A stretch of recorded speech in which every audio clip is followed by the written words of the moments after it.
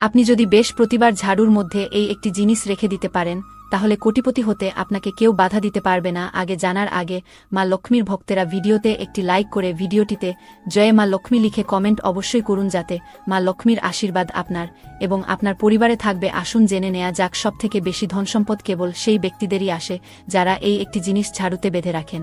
বন্ধুরা, শাস্ত্রমতে বৃহস্পতিবার কেউ যদি ঝাড়ুতে একটি হলুদ সুতো বেঁধে রাখেন, তবে তা অত্যন্ত শুভ বলে মনে করা হয়।